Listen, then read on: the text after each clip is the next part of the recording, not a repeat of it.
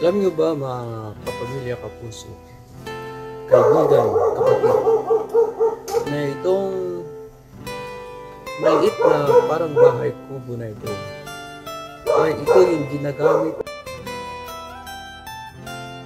ng mga ating lolo-lola na imbakan ng kanilang bigas.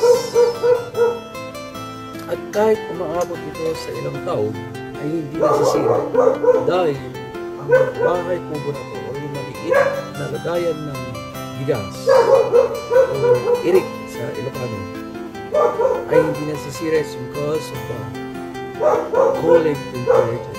So, malamig sa loob. Subukan natin. Pasukin ang maliit na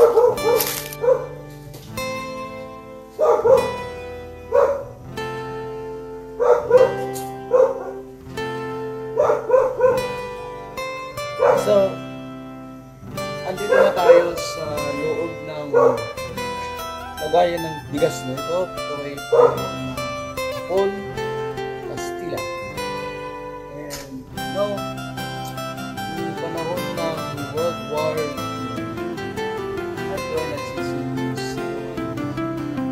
Ito ay napakalamig at napakasarap.